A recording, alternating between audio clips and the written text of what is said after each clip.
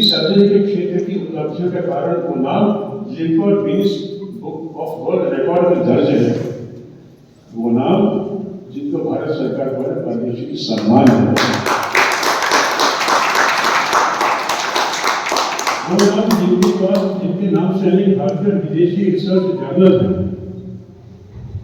और ये वो नाम है जो अतिथि प्राध्यापक के रूप में Japan, Australia, Singapore, New Zealand, Malaysia सहित कई देशों में व्याख्यान दे चुके हैं।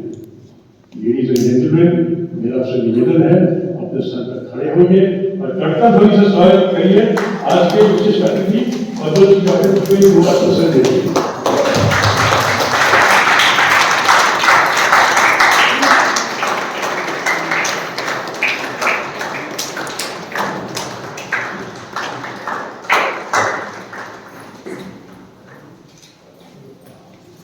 डॉक्टर भूपेंद्र कुमार की संजय जी, आपका स्वागत है और आपको यहाँ आकर हम आशीष हैं और स्वागत का ये है कि ये हमारे लिए गौरव का क्षण है। डॉक्टर हमारे बीच में मैं एक संक्षिप्त परिचय है, मैं आपको पढ़कर सुनाना चाहूँगा। डॉक्टर भूपेंद्र कुमार संजय जी वर्ष 1980 में जीएसबीए मेडिकल कॉलेज कानपुर से एमबीबीएस उन्होंने किया था। उसके बाद उन्होंने पीजीआई चंडीगढ़ और सफदरजंग अस्पताल दिल्ली में भी अपनी सेवाएं दी। इसके बाद वो स्वीडन, जापान, अमेरिका, रूस और ऑस्ट्रेलिया में फेलोशिप के जरिए उन्होंने काम किया और अपने हुनर बताना सर। सन 2005 में हड्डी का सबसे बड़ा ट्यूमर निकालने का वर्ल्ड रिकॉर्ड अवसर के पास। इसके अलावा सन 2002, 2003, 2004, 2009 में सर्जरी में अनेक अभिनव उपलब्धियों के कारण उनको जीत का वर्ल्ड रिकॉर्ड स्थान मिला। ये कई राष्ट्रीय और अंतर्राष्ट्रीय संगठनों के सदस्य हैं। वो उत्तराखंड लोक सेवा आयोग में सलाहकार और एनएसपी गढ़वाल यूनिवर्सिटी के एक्सपर्ट कमेटी के सदस्य भी रहे हैं। फिलहाल वो एनएसपी चिकित्सा शिक्षा विश्वविद्यालय की कार्यकारिणी परिषद के सदस्य भी हैं। स्वास्थ्य शिविर के माध्यम से ऐसे लगभग 5000 से ज्यादा का नया जीवन दान दिया है, जिनको पोलियो और मस्तिष्क पक्षाघात के कारण लकवा जैसी परेशानियां हो गई थी। उत्तराखंड में दूरस्थ क्षेत्र में 200 से अधिक शिविर भी लगा चुके हैं। कोरोना काल में जन जागरूकता के मोर्चे पर उन्होंने बहुत बड़ा काम किया है। असल में ये कागज पूरा पड़ जाएगा। उनके अवार्ड की, उनके पुरस्कार की फहरिस्त बहुत आती है। इसमें सिकॉट फाउंडेशन फ्रांस का अवार्ड है, प्रेसिडेंट एप्रिसिएशन अवार्ड है, डॉक्टर दुर्गा प्रसाद के चिकित्सक पुरस्कार है, उत्तराखंड रत्न, उत्तरांचल गौरव, नेशनल ब्रिटेन अवार्ड, मसूरी रत्न, आइकन, नेशनल हेल्थ केयर इत्यादि अनेक रिकॉर्ड्स हैं। मैं पूरा पढ़ भी नहीं पाऊँ। इस समय डॉक्टर राजपुर रोड देहरादून में झारखंड में संजय ऑर्थोपेडिक एवं स्पाइन सेंटर का संचालन करते हैं। जब सब अभी भारतीय ये हमारा गौरव है कि आप हमारे बीच में। अब मैं आप चारों महानुभावों से निवेदन करूंगा कि दीप प्रज्वलित कर आज के कार्यक्रम का शुभारंभ करें।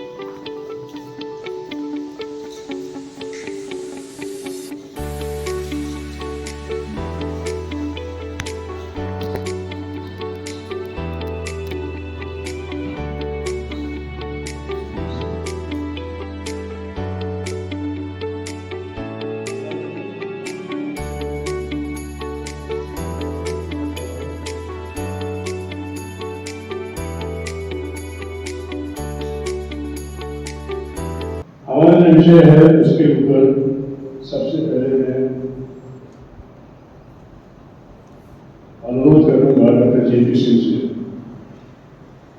सनातन Dharma culture and nationalism in the life of Shri Arvind.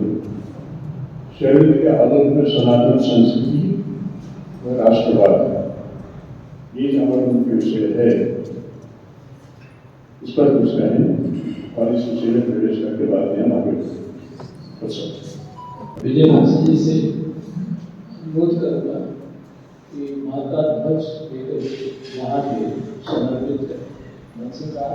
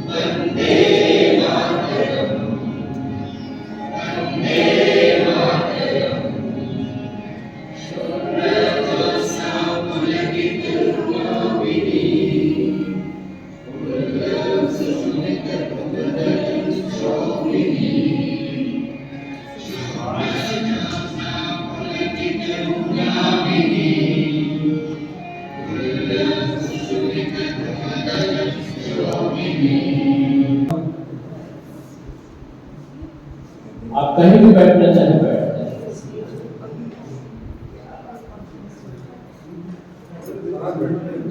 अपने श्रोताओं को मैं बता दूं कि हमारी तारा दीदी भी पद्मश्री,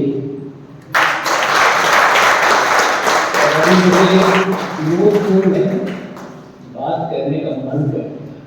कई बार मैं कहता हूँ हमारा मंच जो है ये बड़ा अभूतपूर्व।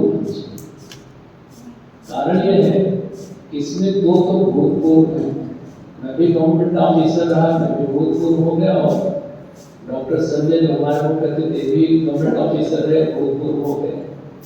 तो दो भूतपूर्व और दो पद्मश्री, इस नाते ये मंच बड़ा अभूतपूर्व। डॉक्टर JP सिंह संजय की जानकारी के लिए मैं बता रहा हूँ, तारा दीदी को जब संबोधन हुआ था तो आपने मोदी जी को गुरु भाई कह के संबोधन किया था, क्योंकि वो जो संगठन बना है उसके वो अध्यक्ष हैं और हमारे श्रद्धेया तारा दीदी उसकी मेंबर है। और श्री अरविंद आश्रम दिल्ली के तो सब कुछ है, और मदर के संरक्षण में रह करके उन्होंने शिक्षा प्राप्त की, मदर के भौतिक संरक्षण। और ये उन्हीं की देन है। इनके पिताजी तारा सुरेंद्रनाथ जौहर, उनके नाम पे डाक टिकट भी चलता है, बहुत बड़े स्वतंत्रता संग्राम सेनानी थे। और इनका इंटरनेशनल स्कूल जो दिल्ली में, वो one of the best school in India है। और आपको जान करके सुखद आश्चर्य होगा, उसमें अगर एक खुद भी चाहिए किसी का एडमिशन नहीं करा पाती, इतना सख्त नहीं है, लेकिन कभी कभी माँ की ग्रेस होती है तो ये करा पाती। और इनका निवास और मधुबन वगैरह है, ये विषय से अलग है अपने बात से। लेकिन आज हम सबका सौभाग्य है कि भौतिक रूप से आपका दर्शन भी इकट्ठे लोगों के साथ हो रहा है। अब हम आते हैं अपने विषय पर। एक श्री अरविंद सोसाइटी एक अंतरराष्ट्रीय आध्यात्मिक संस्था है। 19 सितंबर 1960 में मदर ने अपने खुद सिग्नेचर किए हुए डॉक्यूमेंट के हिसाब से उन्होंने इसकी स्थापना किया था, और इसकी जो प्रेसिडेंट वो मदर ही है। हम लोग जब अध्यक्ष कहते हैं तो अध्यक्ष का मतलब प्रेसिडेंट नहीं होता, वो चेयरमैन होता है। हमारे गोयल साहब प्रेसिडेंट नहीं है, ये चेयरमैन। मैं चेयरमैन था, प्रेसिडेंट नहीं था। ये परमानेंट प्रेसिडेंट मदर है। और उन्हीं की छत्र छाया में पूरे देश में ही नहीं, विदेशों में बहुत सारी हमारी शाखाएं हैं जो चल रही हैं। और एक तरह से जैसे उनकी नुमाइंदगी के रूप में हमारी तारा गौहर जी हैं, हमारे ब्रह्मदेव जी हैं, जो इन सब कार्यों को बड़े बखूबी कर रहे हैं। हम लोग उसी में से छोटे जुगनू हैं, इधर उधर थोड़ा काम कर रहे हैं। आज का विषय है सनातन धर्म एवं राष्ट्रवाद, श्री अरविंद के आंदोलन। और इसमें 3 शब्द है, इसमें हमें गौर करना है। एक तो सनातन धर्म और दूसरा राष्ट्रवाद और तीसरा जो जुड़ा है, इन दोनों को मिलाने का एक जो प्रक्रिया है वो श्री अरविंद का आंदोलन। मेरा निवेदन है उत्तर प्रदेश उत्तराखंड राज्य समिति के अध्यक्ष विष्णु प्रकाश गोयल जी से कि उस विषय पर आदरणीय हमारे मुख्य अतिथि डॉक्टर भूपेंद्र कुमार सिंह जी और परम आदरणीय सम्मानीय प्रिय प्राण प्यारी मेरी तारा जी, मेरा बहुत सौभाग्य है कि उन्होंने आज मेरी कृपा की है कि आज इस कार्यक्रम में स्वामी ब्रह्मदेव जी, डॉक्टर जेपी सिंह जी जो अभूतपूर्व चेयरमैन रहे, जिनसे मुझको उत्तराखंड में चेयरमैनशिप, हमारे वाइस चेयरमैन अरुण व्यास जी, हमारे वाइस चेयरमैन जो इस समय उपस्थित है श्री अनिल वाजपेयी जी, शायद हमारे श्री आर डी तिवारी जी और हमारे श्री आर के सिंह जी जो मेरे साथ कंधे से कंधा मिला करते हैं। मैं इन सब का सेवक हूँ, मेरी कोई पद नहीं है, कोई काम नहीं। श्री अरविंद धाम की यात्रा मैंने 1999 में प्रारंभ की, जबकि आदरणीय श्रद्धे श्री पोद्दार विजय पोद्दार जी जो मेरे बहुत ही परम आदरणीय रहे, मुझको और दानी जी को अरविंद सोसाइटी में सम्मिलित किया था और नोएडा सेंटर खोला था जिसमें मुझको अध्यक्ष और दानी जी को सेक्रेटरी किया। उसके बाद हमारी यात्रा प्रारंभ हुई और देखिए सौभाग्य की बात, हमने प्रथम स्टेट कमेटी की सम्मेलन दिल्ली में तारागिरी के सानिध्य में 2000 में किया था और उसमें हमारी स्टेट कमेटी को हमारे नोएडा ब्रांच तब 13 रुपये का प्रॉफिट हुआ, बचे प्रॉफिट नहीं, दफा नुकसान नहीं। उससे हम प्रेरित होकर के ये हुआ कि हम यहाँ पर जो ना ये भवन है और उस भवन के लेने के लिए प्रयत्न किया।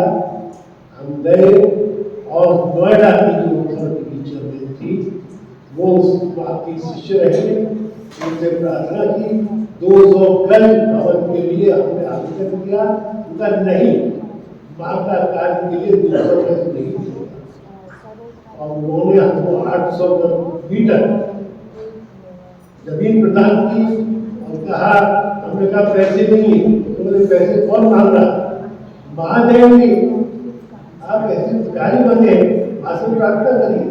और हकीकत ये हुआ कि उसके 30 लाख ये हुए, ब्याज में हुआ और भवन का और ये हमारी यात्रा का प्रारंभ है। डॉक्टर भूपेंद्र कुमार सिंह संजय जी, आपसे आपको मदद सुविधा कौन से मिलता है, आपका जो पावरपॉइंट प्रेजेंटेशन है वो भी तैयार है। नमस्कार। मंच पर बैठे हुए औरवली आश्रम के संस्थापक अध्यक्ष स्वामी ब्रह्मदेव जी को, पद्मश्री तारा दीदी दिल्ली ब्रांच की अध्यक्ष, अरविंद सोसाइटी के उत्तर प्रदेश उत्तराखंड राज्य समिति के अध्यक्ष श्री विष्णु कुमार गोयल जी, अरुण कुमार व्यास जी, अन्य पदाधिकारी, आयोजक, सामने बैठे हुए प्रबुद्धजन, पत्रकार, बंधुओं, भाइयों, बहनों, मेरा आपको एक बार पुनः नमस्कार। मैं अरविंद सोसाइटी के सभी पदाधिकारियों के प्रति अपनी कृतज्ञता व्यक्त करता हूं कि उन्होंने मुझे अपने इस कार्यक्रम में मुख्य अतिथि के रूप में सम्मान दिया। मेरा सभी को धन्यवाद। मुझे यहाँ बुलाने में डॉक्टर जेपी सिंह ने सूत्रधार का काम किया, उनका मैं आभार प्रकट करता हूँ, धन्यवाद देता हूँ, नमस्कार करता हूँ। मैं यहाँ पर यह भी बताना चाहूँगा कि डॉक्टर जेपी सिंह हमारे MBBS के सहपाठी हैं, जैसा उन्होंने भी बताया।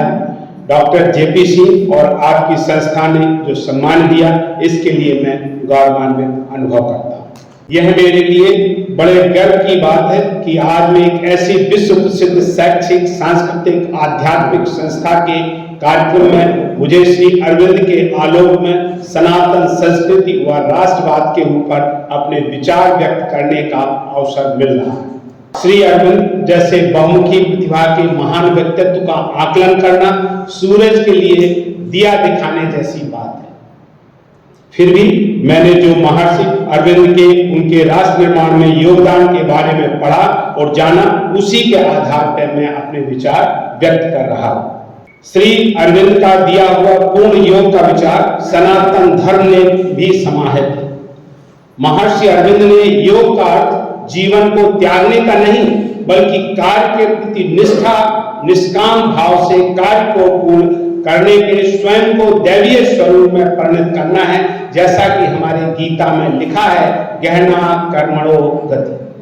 उन्होंने स्वयं गृहस्थ आश्रम अपनाया और गृहस्थ आश्रम में सन्यासियों के लिए निर्धारित कर्तव्यों और दायित्वों को गहनता से अपनाया और उनका पालन किया और उसी गृहस्थियों के आध्यात्मिक विकास में शामिल किया, जिसके आप सब लोग साक्षी भी हैं और प्रमाण भी हैं।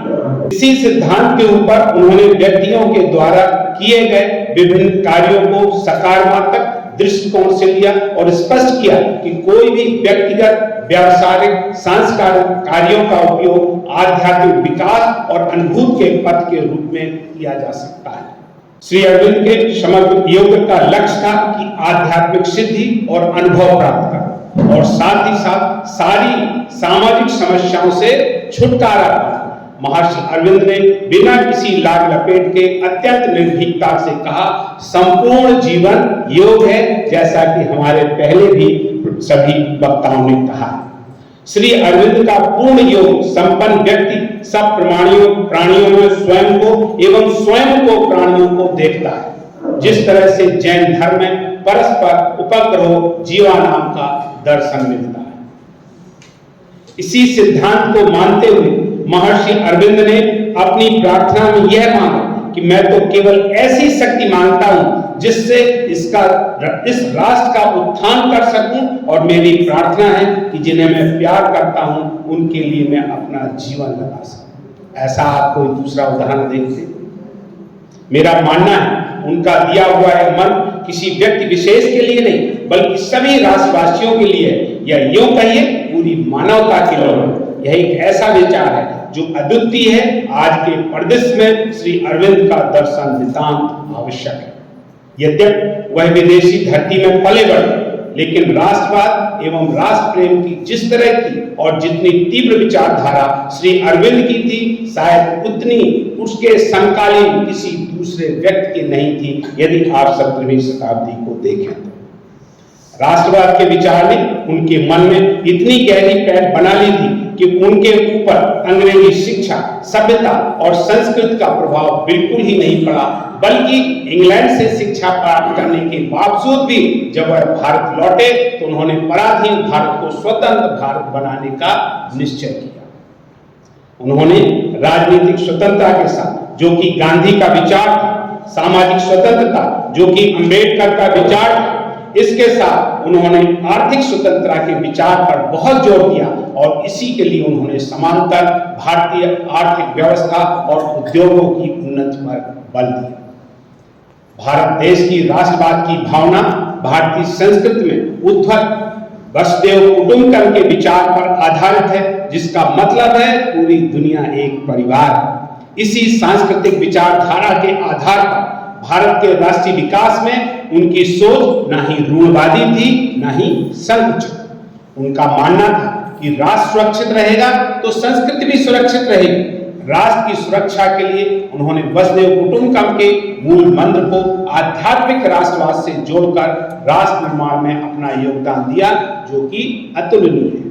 मेरा मानना है, श्री अरविंद के अनुसार राष्ट्रवाद केवल राजनीतिक कार्यक्रम नहीं, बल्कि सैद्धांतिक दृष्टि से राष्ट्रवाद एक मनोवैज्ञानिक एवं आध्यात्मिक विचार है, जैसा कि अभी डॉक्टर जेपी सिंह ने और हमारे गोयल साहब ने कहा और व्यास जी ने भी कहा।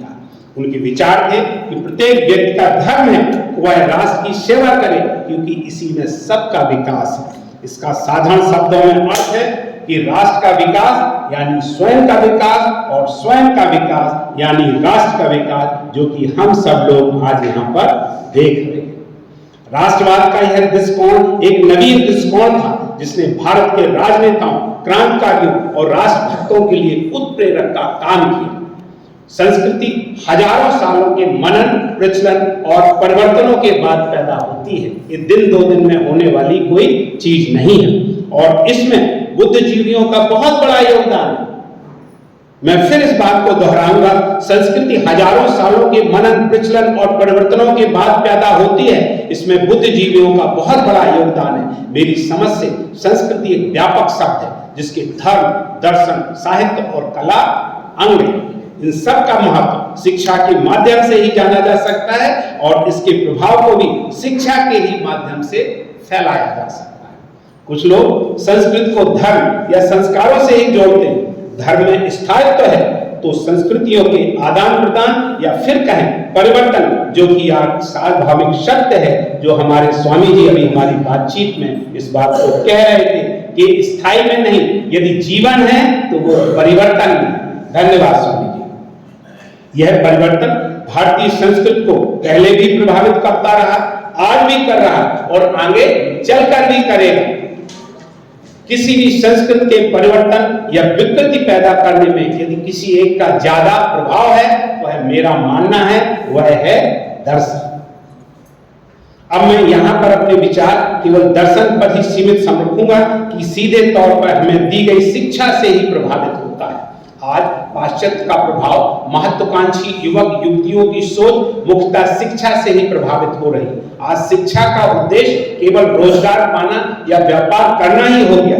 इसके अतिरिक्त शिक्षा का व्यवसायीकरण, जो कि न केवल लाभ के सिद्धांत पर चल रहा, बल्कि 1 2 का 4 2 के 1 के सिद्धांत पर चल रहा, जिसमें यदि 1 रुपए कमाना चाहिए तो हम 4 रुपए कमा रहे, और जहां 4 रुपए लगाने चाहिए हम वहां 1 रुपए लगा रहे हैं, जिसका परिणाम आज हमारा देश एवं पूरा देश, इस समाज इस बात को भुगत रहा है। यह व्यवसायीकरण शिक्षा के क्षेत्र में आग में घी का काम कर रहा है।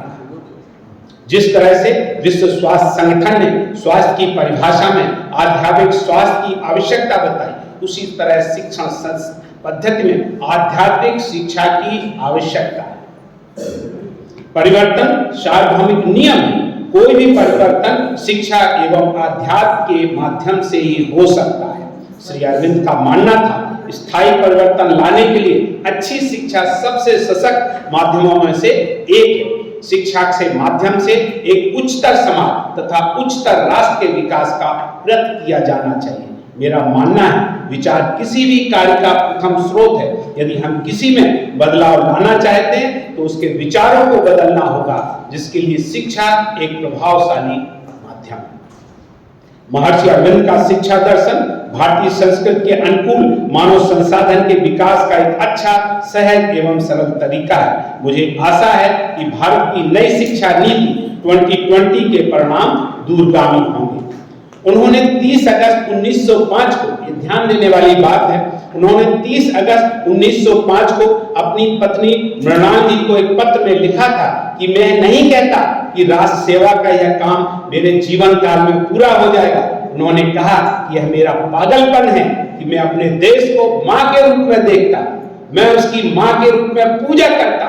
यदि राक्षस मां की छाती पर चढ़कर उसका खून चूसने लगे तो एक बेटे को क्या करना चाहिए?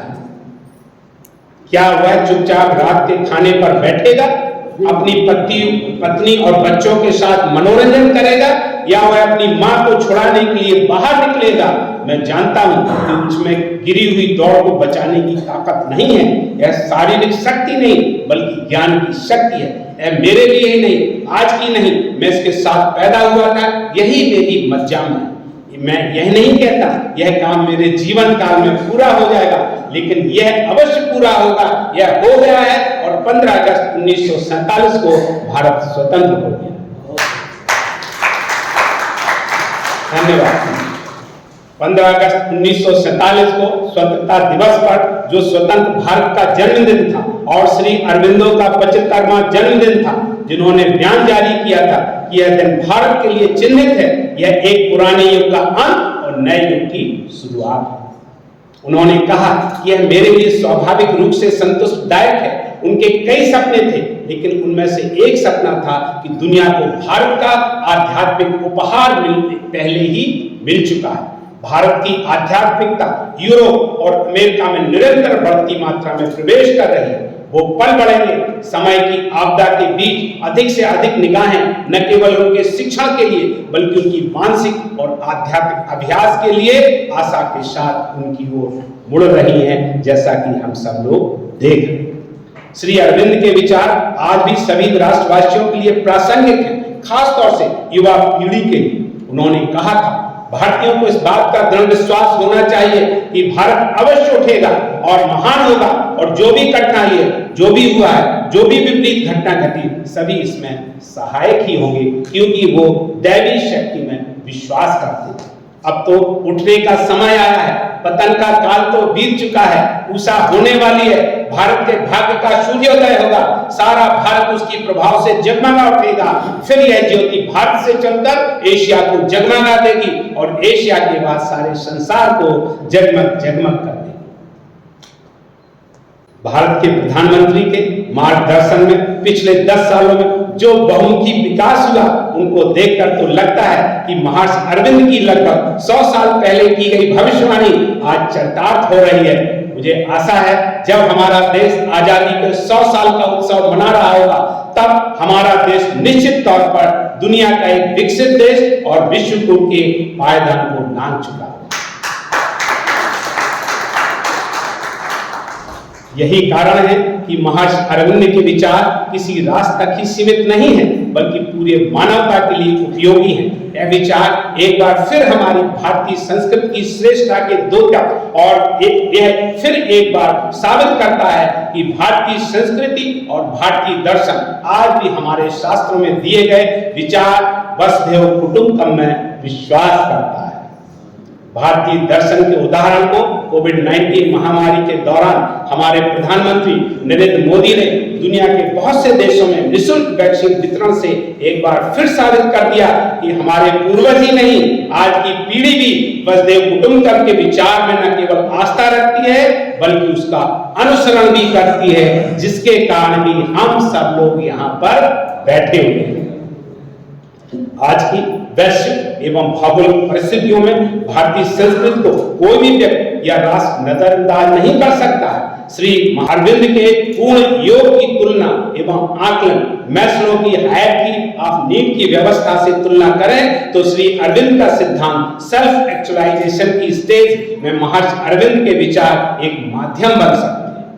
आज भारत में राजनीतिक विचारधाराओं का विरोध और भारतीय संस्कृति के ह्रास के परिप्रेक्ष्य में देखें, व्यक्ति के चरित्र निर्माण या विकृति में जितना योगदान शिक्षा और संस्कृति का है, उतना योगदान किसी का नहीं है। मेरा मानना है महर्षि अरविंद के शिक्षा और संस्कृति के ऊपर दिए गए विचार राष्ट्रवाद और राष्ट्र की उन्नति के लिए प्रासंगिक हैं और उनके विचारों के प्रचार और प्रसार की अत्यंत आवश्यकता है। संविधान निर्माता डॉक्टर अम्बेडकर ने कहा था, मानव नश्वर है, उसी तरह से उसके विचार। उन्होंने यह भी कहा था, यदि पौधे को पानी ना दिया जाए और विचारों को प्रचार प्रसार, तो दोनों मुरझा जाते हैं और अंततः मर जाते हैं। मेरा यह भी मानना है कि आपकी श्री अरविंद सोसाइटी द्वारा किया गया है कार्यक्रम महर्षि अरविंद के विचारों को न केवल प्रचार प्रसार देंगे बल्कि उनके विचारों को जीवित रखेंगे, जो हमारे देश के भारतीय संस्कृति के संरक्षण एवं पुनर्जागरण में एक अहम भूमिका निभा रहे हैं। आपकी संस्था उनके विचारों के प्रचार प्रसार में जो योगदान दे रही है वह न केवल सराहनीय है बल्कि वंदनीय है। महर्षि अरविंद की राष्ट्रवाद और राष्ट्र प्रेम की परिकल्पना को उन्हीं की एक कविता क्योंकि तुम्हारी अग्नि खो गई क्षीण को पढ़कर संबोधन को समाप्त की ओर ले जाता हूं। इस कविता से लगता है कि उन्होंने अपने जीवन के अंतिम क्षणों में ईश्वर और राष्ट्रवादियों की कृतज्ञता को इस कविता के माध्यम से व्यक्त किया। जो तुम दे सकते थे तुमने मुझे दिया, एक मधुर मुस्कान जीवन में मिली सारी रोशनी की तरह मूल्यवान। जो मैं दे सकता था तुम्हें दिया, मैंने अपनी अंतिम सांस तक मृत्यु से भी अचल अमर। धन्यवाद। अंत में मैं श्री अरविंद सोसाइटी उत्तर प्रदेश व उत्तराखंड राज्य समिति के आयोजकों को जिन्होंने मुझे यहाँ आमंत्रित कर आपके सामने अपने विचार व्यक्त करने का अवसर दिया और सभी अतिथियों समिति के सभी पदाधिकारियों एवं सभा में बैठे हुए सभी महानुभावों ने जिस तन्मयता से हमारे विचारों को सुना उसके लिए मैं आप सबको भारतीय ज्ञानपीठ द्वारा प्रकाशित अपने प्रथम काव्य संग्रह उपहार संदेश का की कविता सपने और हमारे आपके माध्यम से धन्यवाद और शुभकामनाएं देना चाहता हूं। कविता का शीर्षक है सपने हमारे और आपके। यह कविता क्रिया नहीं बल्कि प्रतिक्रिया है। एक कवि कहते हैं कैसे कटती उनकी रातें जो सपने नहीं देखते। मैं कहता हूं कैसे कटते उनके दिन जो सपने नहीं देखते। एक कवि कहते हैं कैसे कटती उनकी रातें जो सपने नहीं देखते। मैं कहता हूं कैसे कटते उनके दिन जो सपने नहीं देखते। सपनों को देखना सीखो, रात के नहीं बल्कि दिन के। रात के सपने तो अनायास आ जाते हैं लेकिन दिन के सपनों को तो बुलाना पड़ता है और रात के सपने कम ही पूरे होते हैं दिन के। धन्यवाद। कवि कहते हैं सपने होते हैं आकाश की तरह अनंत, क्षितिज की तरह अजनबी। मैं कहता हूं अनंत को भी तो नापा जा सकता है जैसा हमारे वैज्ञानिकों ने नापा और पहुंच गए मंगल। अजनबी को भी तो बनाया जा सकता है अपना जैसा हमारे पूर्वजों ने बनाया। हम सब की तरह वह भी तो मिलने से पहले अजनबी ही रहे होंगे लेकिन मिलने के बाद मंत्र दिया वसुधैव कुटुंबकम जिसका मतलब है पूरी दुनिया एक परिवार। कहते हैं वे अपने सपने बेच दो, उनकी तरह मैं भी परेशान हूं क्या खरीदूंगा अपने सपने बेचकर। सपने ही तो सच्चे होते अपने होते, यदि सपने ही बेच दिए तो बचेगा क्या जीवन। सपने ही तो सच्चे होते अपने होते, यदि सपने ही बेच दिए तो बचेगा ही क्या जीवन। सपने ही तो आधार है हमारे और आपके जीवन के। इन सपनों की नींव पर तो आज ये इमारत खड़ी है हमारी और आपकी। जैसे जैसे सपने बढ़ते हैं वैसे वैसे जीवन बढ़ता है। जैसे जैसे सपने बढ़ते हैं वैसे वैसे जीवन बढ़ता है। मैं तो कहूंगा सपनों को बुनो पालो पोसो बढ़ाओ अपनी पूरी लगन और मेहनत से। सपने ही तो भविष्य है हमारा और आपका। हाँ, अपने सपनों को पूरा करने के लिए दूसरों का सहयोग। हाँ, अपने सपनों को पूरा करने के लिए दूसरों का सहयोग लो और दूसरों के सपनों को पूरा करने के लिए अपना सहयोग दो क्योंकि जीवन का आधार ही सहयोग। क्योंकि जीवन का आधार ही सहयोग। सहयोग के बिना हम सब की उत्पत्ति नहीं हुई होती। सहयोग के बिना हम सब की उत्पत्ति नहीं हुई होती, ना ही होता इतना विकास एवं विस्तार। आज यहाँ जो पूरा हो रहा सपना ही तो था और क्या। हमारे सपनों को संवारने के लिए आपको धन्यवाद और आपके सपनों को संवारने के लिए हमारी शुभकामनाएं। जय हिंद, नमस्कार।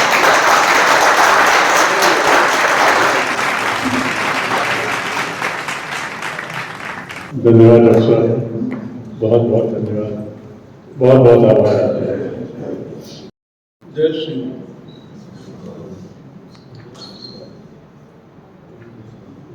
डॉक्टर साहब गोयल जी, आप सब महान पुरुषों को आज मेरे को ज़्यादा बोलना नहीं आता, ना मैं ज़्यादा बोलता ही हूँ और ये बोलने का काम आप लोगों का है। ये है कि आज खुशी हो रही है कि माँ का परिवार जो हम माँ से जुड़े हुए हैं वो अपने घर है। आपने कहा कि माँ का एक सपना था। देखो मदर ने भी सपना किया कि एक ऐसा विश्व हो, एक ऐसी जगह हो जहाँ सब मिल के रहे और उनका नाम उन्होंने दिया Auroville. Auroville is mother's dream. तो उसी कल्पना को से इंस्पायर होके एक माता जी से एक प्रेरणा मिली कि ऐसा स्थान जैसा माता जी की कल्पना है कि कहीं धरती ऑरोविल हो, उसी से इंस्पायर होके एक आग लगी और उस आग से एक हुआ कि हिमालय में कहीं गंगा किनारे एक ऐसी जगह हो जहाँ पे माता जी का सपना साकार हो। जब मैं शुरू में पांडिचेरी गया तब मेरे को तो ना माता जी के बारे में पता था ज़्यादा, ना आश्रम के बारे में, ना वहाँ के ज़्यादा लोगों से कोई ऐसा कोई परिचय था। लेकिन ये जो सपना उनका था कि धरती पे एक ऐसी जगह हो जो आरवल की तरफ स्वर्ग हो, वो पता नहीं उसने इतना जोर से पकड़ लिया कि उस विचार ने अंदर आग लगा दी और फिर धीरे धीरे करते करते उस पागलपन में एक बार मैं सबसे पहले मिला नवजात जी से, उसके बाद मिला नवजात जी के विजय प्रधान जी से। तो विजय प्रधान जी को मैंने कहा कि ऐसे ऐसे है, ऐसे एक है, और तो उन्होंने कहा कि आप अपने आप करो, अपने आप ही करिए, हमारा सहयोग तो साथ ही है। उस वक्त को ऐसा लगा जैसे माँ के वचन उनके मुख से निकले हैं कि आप अपने आप ही करो जो कर रहे हैं, हम तो कर ही रहे हैं जो कर रहे हैं। तब से उसी भाव से और फिर माँ ने एक मंत्र दिया कि बोलो बिल्कुल ना, काम करते रहो, नो वर्ड्स एक्ट, ये महामंत्र है माँ का। कुछ ऐसी चीजें, कुछ ऐसी क्लैरिटीज हुई और उस क्लैरिटी से ये आरो वैली का जन्म हुआ है। केंद्रीय खंड के उपाध्यक्ष श्री आर के सिंह जी, मेरा आपसे निवेदन है कि जो हमारे जो कमिटी हैं उनके स्मृति चिन्ह आपके हाथों आगे भेंट करें।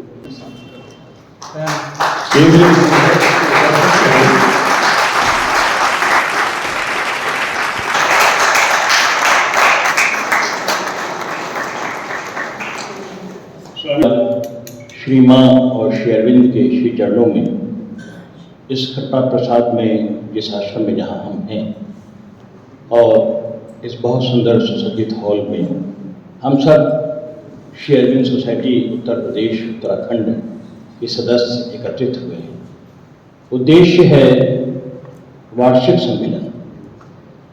हमारी चेतना जो है वो प्रतिदिन की जो परिस्थितियां हम लोगों के बीच समाज में पड़ती हैं उसमें उसकी अधोगति रहती है, और उसको फिर से सचेतन बनाने के लिए, उसको उच्च क्षेत्र में प्रवेश करने के लिए ये परम आवश्यक है कि हम एक साथ एक समय पे एकत्रित होते रहें। माँ ने और श्री अरविंद ने वैयक्तिक प्रयासों के साथ साथ ये बहुत महत्वपूर्ण माना है कि सामूहिक प्रयास जो होता है वो सामूहिक प्रयास बहुत महत्वपूर्ण होता है। तो जब हम एक साथ जुड़ते हैं, एक साथ एक दूसरे के अनुभवों को बांटते हैं, और उसके साथ साथ में हमको उस समय के अंदर माँ श्री अरविंद से जुड़े विचारों का प्रकाश मिलता है, तो निश्चित रूप से हम चार्ज होकर के आने वाले एक वर्ष के लिए वापस अपने कार्य क्षेत्र में जाते हैं और नए सिरे से माँ श्री अरविंद के काम को करने को उत्साह से जुट जाते हैं। आज के मुख्य अतिथि और डॉक्टर के.पी. सिंह जी के सहपाठी माननीय पद्मश्री डॉक्टर पी.के. सिंह संजय जी, उनको सुनने के बाद में ऐसा लगा कि हमारे समाज को दिशा देने के लिए ऐसे ओजस्वी व्यक्तित्व मौजूद हैं। अपनी जिस ओजस्वी वाणी में उन्होंने जो कुछ यहाँ बोलना शुरू किया, वो सुनने के साथ में एक जोश चिर युवा वाली बात आती है, जो माँ और श्री अरविंद कहते हैं कि हम अपनी आयु से वृद्ध नहीं होते हैं, चिंतन से वृद्ध होते हैं। तो वो चिर युवा निरंतर सीखने वाली बात, अपनी बात को ऊर्जा के रखने का जो अंदाज था, वो उसके प्रति हम हृदय से कृतज्ञ हैं। बहुत महत्वपूर्ण बात उन्होंने कही कि संस्कृति हजारों वर्षों की चिंतन, उसको बाद में माननीय अरुण जी ने भी कोट किया कि संस्कृति हजारों वर्षों के चिंतन का, मनन का, अनुसंधान का परिणाम होता है, कोई एक दो दिन का परिणाम नहीं होता है। पार्लियामेंट के अंदर कोई बिल पास करके और संस्कृति का निर्माण नहीं किया जा सकता। श्री अरविंद ने एक जगह लिखा है कि यूरोपीय तंत्र ये चाहता है कि तंत्र के द्वारा और पार्लियामेंट की संसदीय प्रणाली में एक कोई बिल पास करके और स्वर्ण युग ले आए। तो संस्कृतियों का निर्माण बड़े धैर्य से, बड़ी साधना से, बड़े संघर्षों के साथ में, बड़ी जिजीविषा के साथ में, बड़ी अनुसंधान मनन चिंतन के साथ में, साधना के साथ में, और जैसा कि तप के साथ में। श्री अरविंद लिखते हैं कि भारत वो देश है जहाँ पर कि तप का आदर्श है। हम उनके पूर्वज हैं जिन्होंने तपस्या की है। तो उस ज्ञान, उस तप से जो खरे सोने के रूप में संस्कृत उजागर हुई है, जिसे सनातन संस्कृत कहा गया, जो अक्षय है, उस संस्कृत के बारे में डॉक्टर साहब ने कितना सुंदर हमारे बीच में बोला। बहुत महत्वपूर्ण विचार है कि वो एक दिन में विकसित नहीं होती, और हम सब जो संतति हैं हमारे पूर्वजों की, हमारे कर्तव्य हैं कि वो हम उस संस्कृत के विकास में अपना थोड़ा थोड़ा योगदान देते रहें, ताकि संस्कृति और समृद्ध होती रहे। तो बहुत महत्वपूर्ण आज हमारे बीच में ये सुझाव, ये सूत्र वाक्य डॉक्टर संजय जी ने रखा, मैं उनका हृदय का आभारी हूँ। उसके साथ साथ में उन्होंने ये भी कहा, श्री अरविंद के विचार किसी एक राष्ट्र के नहीं है, वो पूरी मानवता के हैं। जब वो बोल रहे थे तो मुझे देशबंधु चित्तरंजन दास का जो वक्तव्य याद है, जो उनका जो क्लोजिंग स्टेटमेंट था पार्लियामेंट के अंदर, और उन्होंने कहा था कि ये व्यक्ति जो आपकी अदालत में खड़ा है, जो कटघरे में खड़ा हुआ है, यह आपकी अदालत नहीं, ये इतिहास के कटघरे में खड़ा हुआ है। और एक दिन जब ये विप्लव समाप्त हो जाएगा, जब ये कोलाहल समाप्त हो जाएगा, तो उसके बाद में इसको राष्ट्रवाद का मसीहा, प्रॉफिट ऑफ पेट्रियटिज्म कहा था, कि इसे राष्ट्रवाद के मसीहा के रूप में और इसे याद किया जाएगा, और इसकी वाणी देश को पार करके दिगंतर समुद्र के पार पूरे विश्व में। तो ये जो वाणी है वो श्री अरविंद की मुझे याद आ गई जब डॉक्टर साहब ने कहा कि श्री अरविंद के जो विचार है वो किसी एक संप्रदाय, किसी एक राष्ट्र में बंधे हुए नहीं है, वो भागवत आदेश हैं और वो पूरे विश्व में प्रवाहित होंगे, मानवता के लिए संदेश है, और उसका अभी प्रभाव आना शेष है। जैसा कि श्री अरविंद ने विश्व की 4 घटनाओं का जो जिक्र किया है, इसमें ट्राय का संघर्ष है, और श्री कृष्ण का वृंदावन जाना है, और क्रूसिफिकेशन ऑफ जीसस क्राइस्ट है। उसमें चौथी घटना वो कहते हैं कि जो महाभारत कुरुक्षेत्र में हुआ, अर्जुन से कहा, उसके प्रभाव आना शेष है। श्री अरविंद ने जो कुछ किया, हम चुने हुए लोग हैं, we are the chosen people, हम वो चुने हुए लोग हैं जिनको चुना है अपने भागवत कार्य के लोगों को। हमारा सौभाग्य है कि करोड़ों करोड़ों लोगों में देश के हम कुछ चुनिंदा लोग हैं, यह अपने कार्य के लिए चुना गया है, इससे बड़ा सौभाग्य जीवन का नहीं हो सकता। तो हम वो चुने हुए लोग हैं। तो श्री अरविंद के विचार जो हैं वो अभी उनका प्रभाव आना शेष है। राष्ट्र में प्रधानमंत्री के शब्दों में, राष्ट्रपति के शब्दों में और राष्ट्राध्यक्षा के शब्दों में अब वो वाणी गूंजनी शुरू हुई है, जब वो काल आया है, वो समय आया है। तो जैसा कि डॉक्टर साहब ने कहा कि वो पूरी मानवता के लिए है, तो आने वाला समय शेष है जिसमें श्री अरविंद ने जो कुछ कहा है उसको पूरा राष्ट्र और पूरी मानवता देखेगी। बहुत सुंदर विचार थे डॉक्टर साहब, बहुत प्रभावित करने वाले थे, और बहुत महत्वपूर्ण बात उन्होंने कही जो डॉक्टर अम्बेडकर का एक बहुत सुंदर, मैंने पहली बार उसको सुना कि जैसे पौधे को पानी ना दें तो पौधा मृत हो जाता है, वैसे अगर विचारों का प्रचार ना हो तो वो मृत हो जाता है।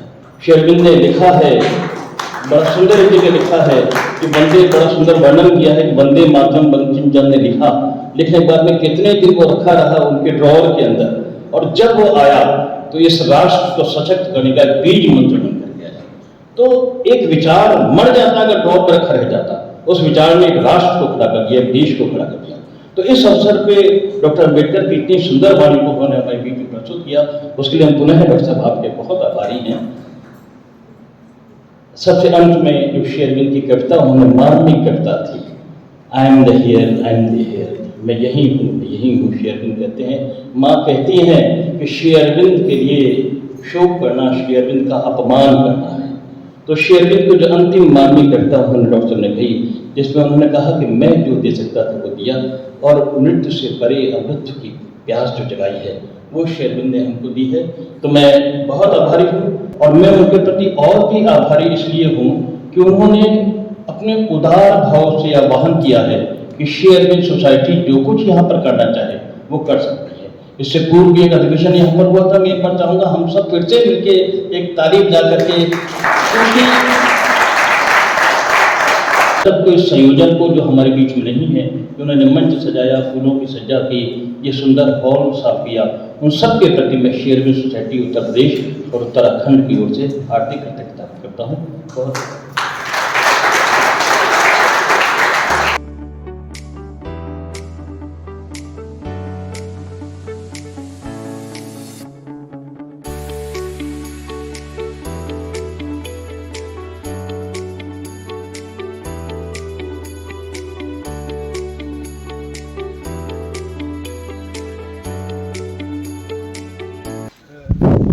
all life yoga, all evolution of consciousness। तो ये एक ह्यूमन यूनिटी और वर्ल्ड यूनियन का कंसेप्ट है इनका। तो ये वर्ल्ड टेम्पल जो है एक प्लेटफॉर्म ऑफ ह्यूमन अंडरस्टैंडिंग। तो इस पेड़ को लगभग सब देशों की मिट्टी से बना है। हाँ, जो मैं पढ़ रहा था। और लगभग जितने नदियाँ समुद्र है धरती पे, उनके सबसे जल से इसको लगाया है। ठीक है, तो अभी भी लोग जो आते हैं यहाँ पे अपने घर से मिट्टी पानी लेके आते हैं। नहीं तो एक जोड़ने का है कि हम सब मिट्टी पानी के बने हैं। ट्रू। और इस पेड़ को जब मर्जी मिट्टी डाल दो, पानी डाल दो, ये बड़ा खुश है। और सारी हमारी समस्याएं, लड़ाई झगड़े जितने भी हैं, मिट्टी पानी की। बिल्कुल। कई प्रकृति से अगर थोड़ा बहुत यही सीख लें तब तो मेरा तो मानना है कि सर हमें प्रकृति से लड़ाई नहीं। दूसरा क्वेश्चन, ये जो गोल चक्र है इसका क्या मतलब है? ये मदर सिंबल है। अच्छा, वो सिंबल है, उसको सारा हाँ जी। लिखा हुआ है। जी। वो सामने देख लो, वो मदर की आई कुछ ना तो मैं कहते हैं कि behave as the mother is always looking at you. माँ देख रही है। सही है।